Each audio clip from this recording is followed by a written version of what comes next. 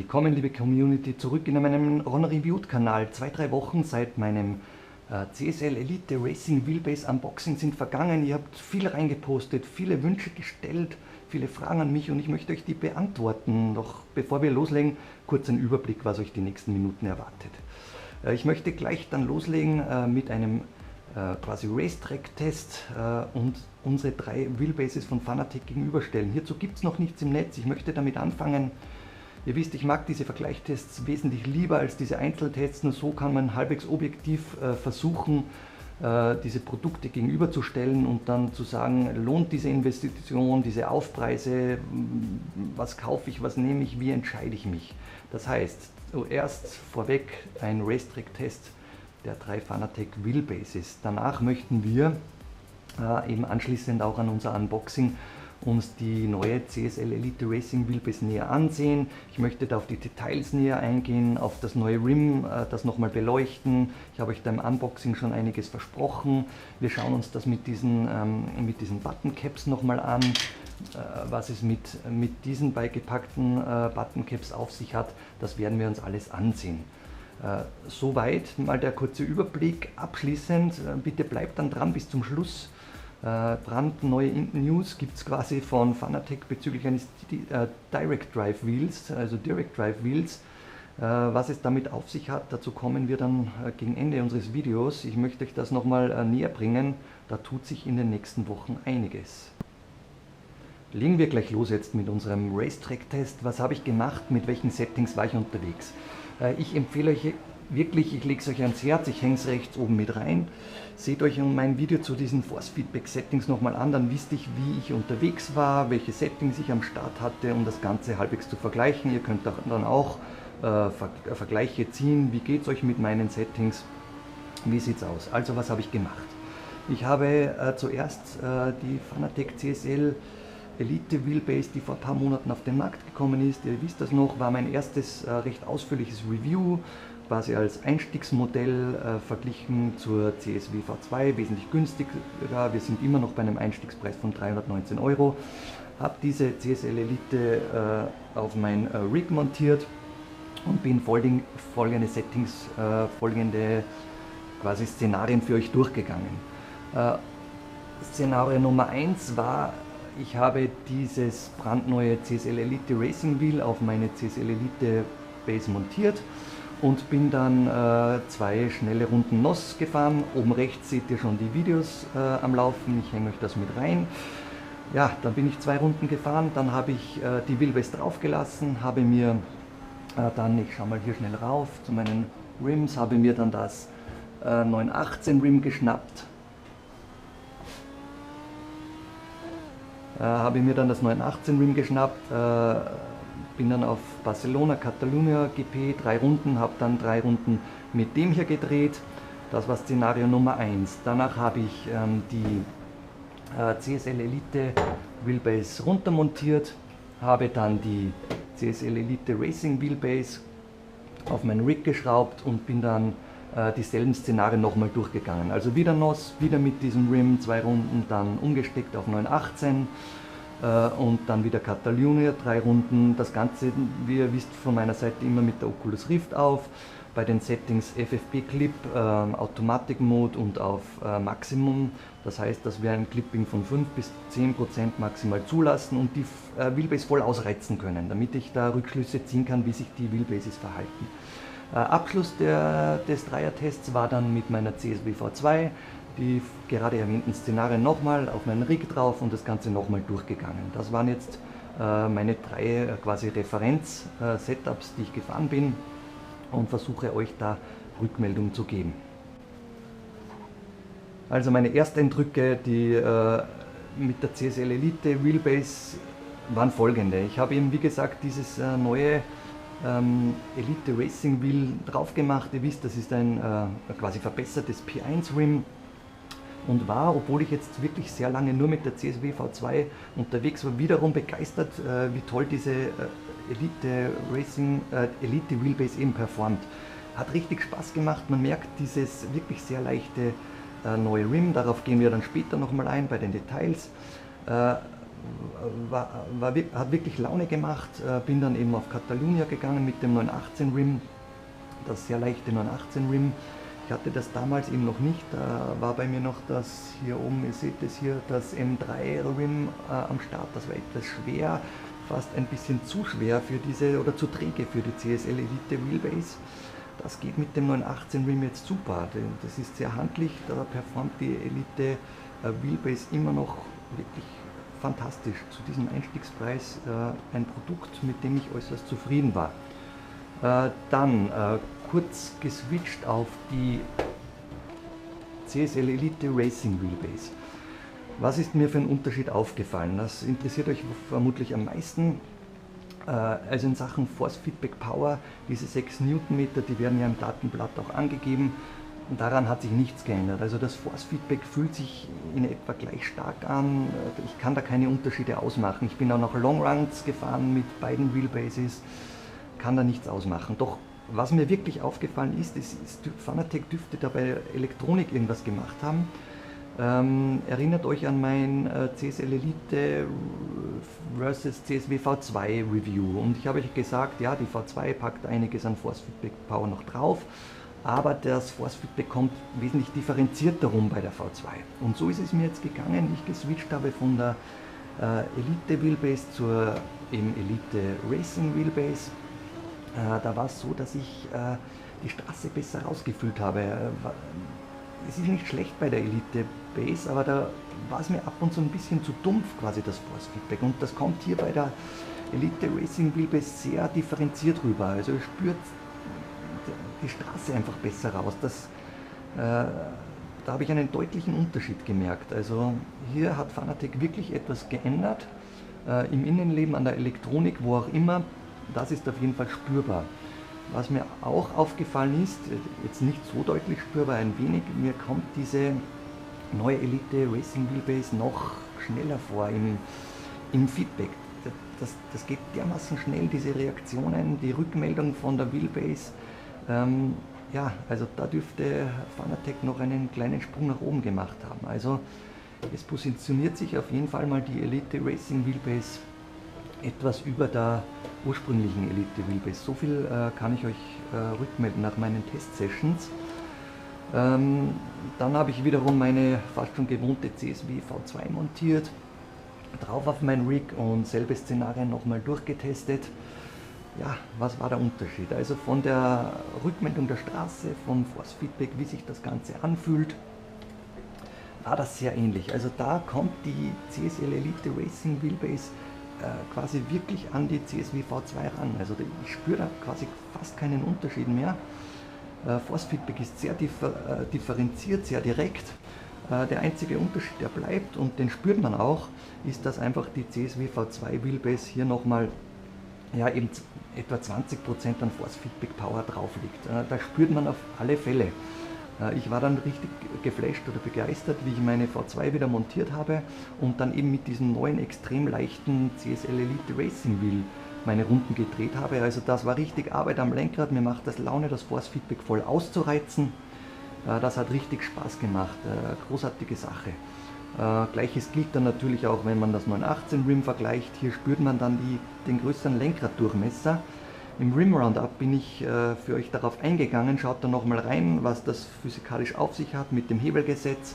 Größerer Rim-Durchmesser, ja, der verträgt sich schon sehr gut mit einem höheren Maß an Drehmoment, das bereitgestellt wird. Also meine Reihen vorab, ich komme dann im Fazit nochmal darauf zurück. Unterschiede sind spürbar zwischen der Elite Racing Wheelbase und Elite Racing Wheelbase und eben auch der V2 Wheelbase.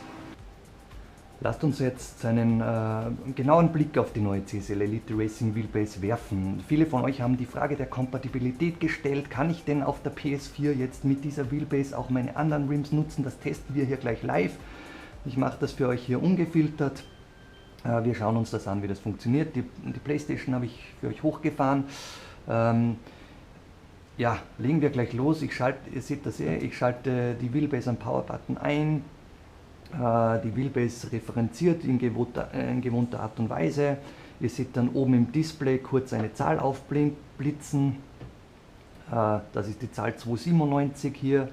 Das zeigt euch die aktuelle Firmware an. Ich empfehle euch, die Firmware zu flashen. Macht das das geht binnen 3 Minuten.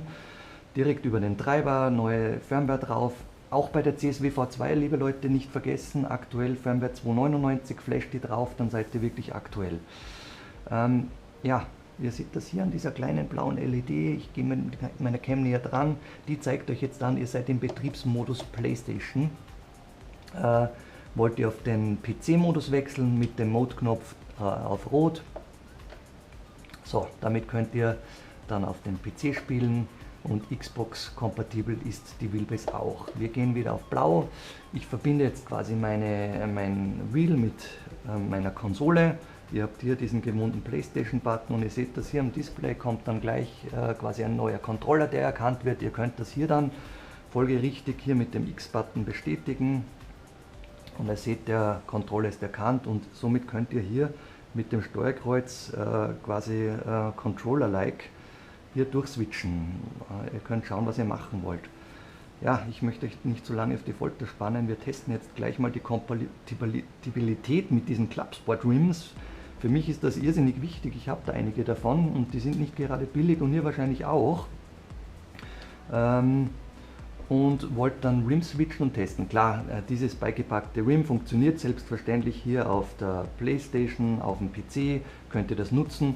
Wollt ihr mit der Xbox One spielen, dann benötigt ihr eben dieses P1 Rim, das ich da oben noch stehen habe. Ihr seht das hier oben rechts, oder den Clubsport, wie heißt diesen Hub quasi, der auch Xbox kompatibel ist. Ihr seht, wie gesagt, hier im Menü, ich kann meine Werte hier durchswitchen. Ich wähle hier schnell ein schnelles Training an und dann legen wir schon los. Ja, die Buttons sind relativ leicht erklärt. Ihr kennt das eh von dem Controller. Ihr habt diverse Setups. Ich möchte dann nochmal darauf eingehen, auf diese Setups im Treiber, wo ihr das Force Feedback hier direkt übers Lenkrad betätigen könnt. Was geht im Moment, was geht nicht. Ich habe derzeit nur Assetto Corsa hier am Start auf der Konsole. Ihr wisst, ich bin eher der PC-Spieler und habe da meine ganzen Rennspiele. Aber trotzdem, einige Sachen funktionieren schon, einige noch nicht. Ich habe hier unten meine CSL Elite Pedale hier relativ provisorisch dran gehängt, nur um euch kurz anzutesten.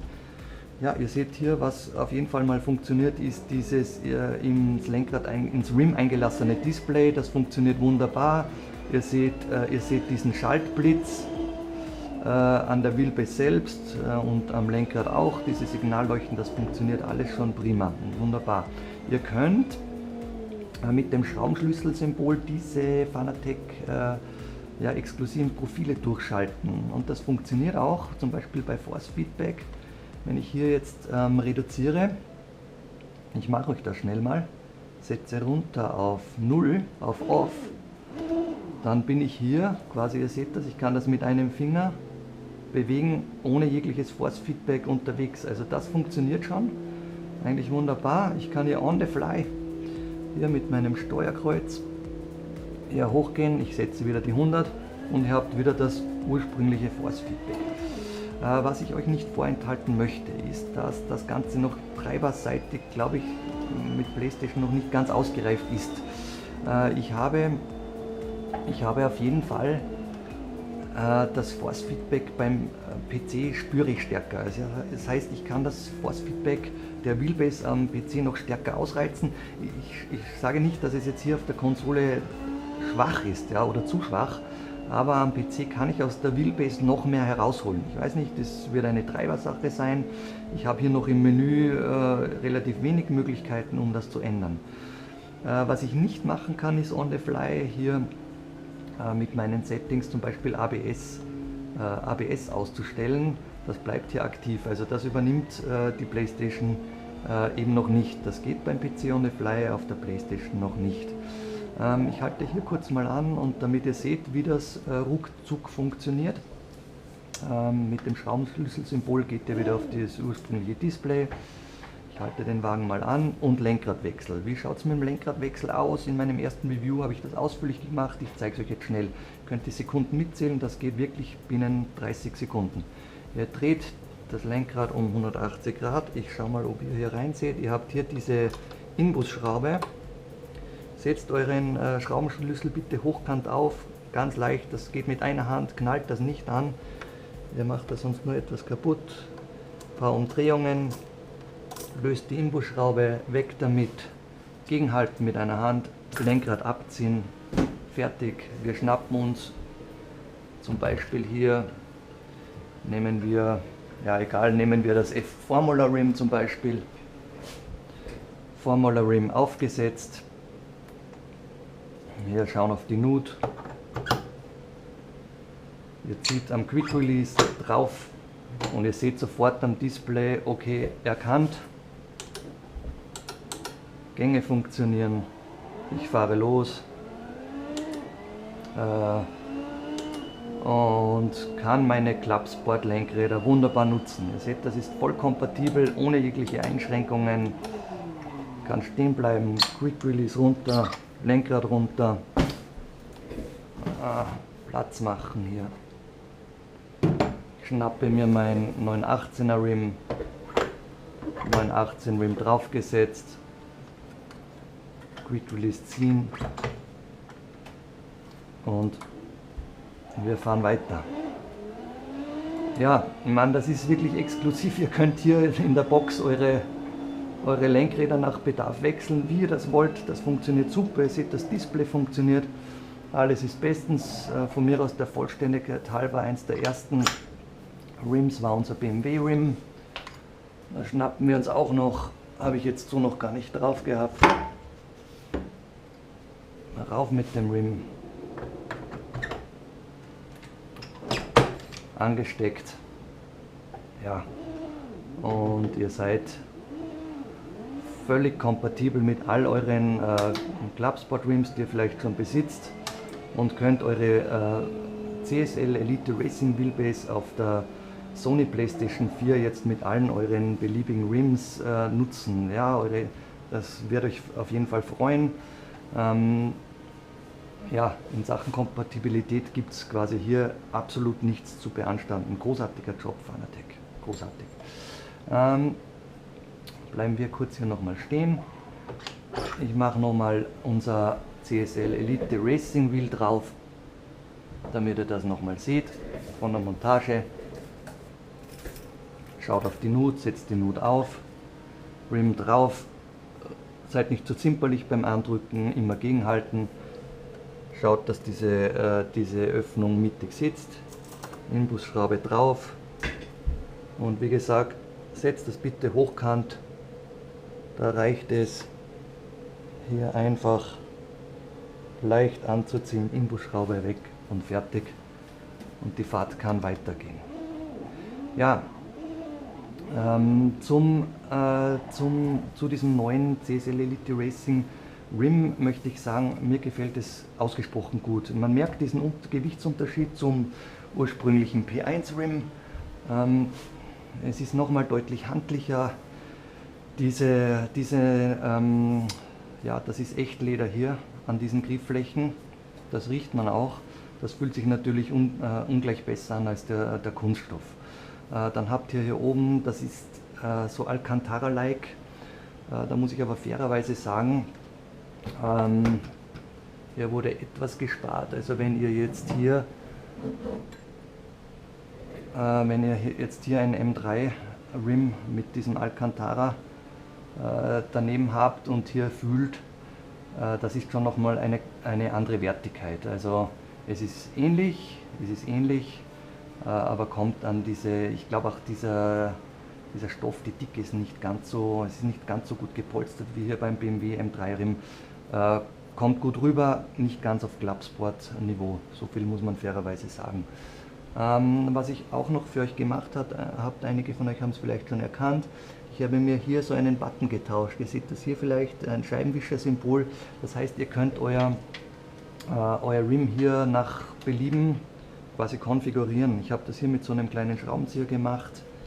Da gibt es so kleine Öffnungen, da könnt ihr diese Buttons hier rausholen. Ich halte euch das einmal vors Auge, das sieht dann so aus. Gebt diese Buttons wieder rein, dass ihr diese nicht verliert, die sind schnell weg. Und in diesem Fall mache ich jetzt wieder diesen Original-Button drauf. Ihr seht, das geht relativ schnell. Das habt ihr in ein paar Sekunden, habt ihr diese Buttons gewechselt. Dann einige von euch werden sich die Frage stellen, was mache ich mit diesen größeren Buttons, die hier beigepackt wurden. Relativ einfach, wenn ihr hier ein anderes Clubsport Wheel eben nutzt auf der PS4, dann habt ihr eben diese bekannten Symbole wie X, Kreis, Quadrat und so weiter nicht drauf.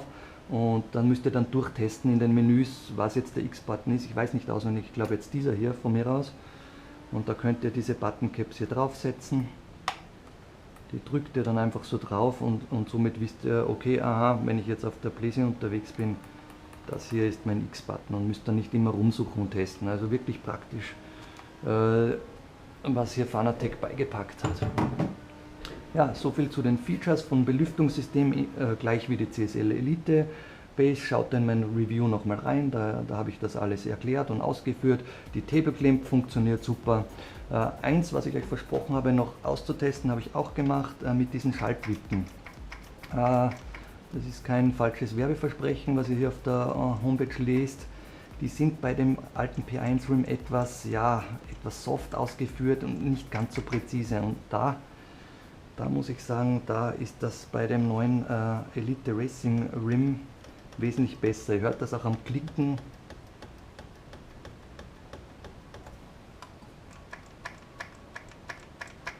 Ihr hört das auch am Klicken dieser Shifter Pedals, das ist wesentlich satter, das klingt wesentlich satter und fühlt sich auch beim Fahren wesentlich besser an. Also hier guter Job, super gemacht, bin sehr zufrieden damit. Bevor wir zum Fazit kommen, möchte ich kurz nochmal auf das von mir angekündigte Direct Drive Wheel von Fanatec eingehen. Ich zeige euch das hier jetzt auf Fanatecs Homepage, schaut da immer wieder mal rein. Ihr seht hier oben auf der Homepage diesen Community-Button, klickt da rein und ihr seht, Fanatec hat hier ein Direct Drive Wheel angeteasert. Ich fasse das ganz kurz in ein paar Worten für euch zusammen, was euch erwartet. Wird dieses Direct Drive Wheel die CSW V2 ablösen oder V2.5? Nein, das wird nicht der Fall sein. CSW V2.5 wird quasi bleiben. Das Direct Drive Wheel oder die Direct Drive Wheel Bases, die werden sich darüber positionieren. Was ist denn Direct Drive Wheel? Da habt ihr das nicht so gelöst wie hier bei den üblichen Wheelbases mit den Riemen, sondern da kommen richtige Servomotoren, fast schon Industriemotoren zum Einsatz, die euch ein noch wesentlich größeres, höheres Force-Feedback bereitstellen könnt. Das fühlt sich dann so an wie im echten Rennwagen. Ihr werdet dabei Long-Term-Runs physisch an eure Grenzen kommen, wenn ihr das voll auslotet. Ja, und Fanatec steigt in dieses Geschäft quasi jetzt mit ein. Ihr bekommt das dann out of box geliefert, das wird funktionieren. Bis dato musste man in Sachen Direct Drive Wheel sich das alles etwas zusammenkaufen, etwas selbst rumfrickeln, die Lenkräder drauf machen, und das bekommt ihr dann bei Fanatec wahrscheinlich im Q4, also Ende dieses Jahres, im Komplettpaket. Preise stehen noch nicht fest, ich schätze, die werden über der CSW V2.5 liegen. Das wird dann die neue Referenz darstellen. Wir sind sehr gespannt, was da kommen wird. Eure Club Sport Series Lenkräder, die werden kompatibel sein. An der Lenkradaufnahme wird sich nichts ändern. Auch die CSL Elite Lenkräder, die werden darauf funktionieren. Da wird in der Fanatec voraussichtlich das Drehmoment dieser extrem starken Direct Drive Wheels etwas drosseln müssen, damit diese Lenkradaufnahme dies quasi verträgt. Wir sind gespannt, ich bleibe dran, werde schauen, dass ich sowas schnell organisieren kann. Diesbezüglich halte ich euch am Laufenden.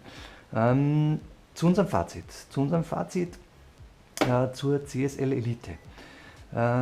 Meine ersten Testrunden, die waren wie erwähnt sehr gut, ich war sehr zufrieden damit.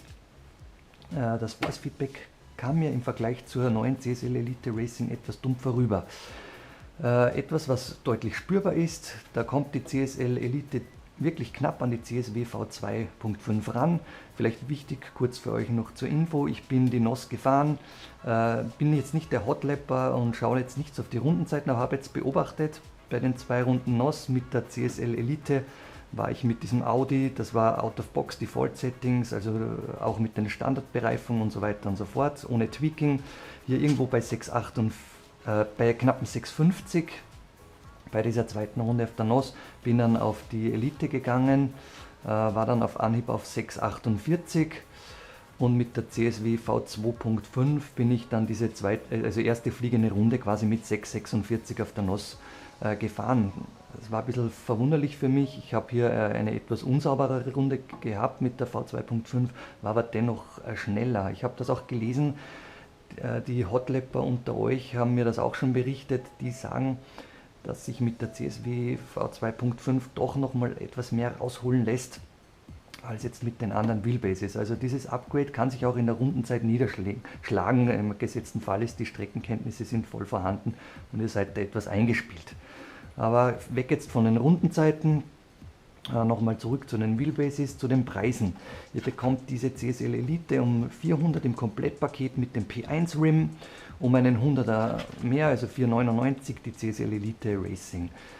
Lohnt dieser 100er Aufpreis? In meinen Augen ja. Das differenzierte Force Feedback, das knapp an der V2.5 oder 2 dran ist, das spürt ihr. Von der Force Feedback Power habt ihr das gleiche. Ihr bekommt aber hier mit im Package dieses neue, weiterentwickelnde P1 Rim quasi, das diesen Aufpreis von 100 Euro auf jeden Fall rechtfertigt. Dazu habt ihr die vollständige Kompatibilität zu allen 3 Plattformen, gesetztenfalls ihr verwendet hier auch ein Xbox-kompatibles Rim. So viel kann ich vorwegnehmen. Preislich darüber dann mit 5,49 habt ihr halt dann die CSW V2.5, wo ihr dann aber noch immer ohne Rim dasteht. Also preis-leistungsmäßig mein absoluter Sieger hier im Test, unsere neue CSL Elite Racing Wheelbase. Kann ich euch ans Herz legen, empfehlen, macht einen ausgezeichneten Job. Von euch in den Beiträgen kam einiges in Sachen, ja, wie sieht es mit diesen Rüttel-Curb-Effekten aus, bei mir sind die zu laut und das stört mich etwas. Wie ist das mit der neuen CSL Elite Racing? Das ist eigentlich gleich gelagert wie mit der CSL Elite. Ihr hört diese Curb-Effekte, Rütteleffekte heraus. Ich reduziere die immer auf 30-40%. Wenn ihr da mit 100% Rütteleffekte am Anschlag fährt, dann hört ihr das relativ deutlich raus. Nehmt da etwas zurück. Mir kommt das auch dann ein bisschen realistischer vor. Stellt die 30-40% ein, dann ist das erträglich. Lautlos werdet ihr diese Rütteleffekte auf keinen Fall bekommen. Auch nicht bei der CSW V2 oder 2.5. So viel möchte ich erwähnen.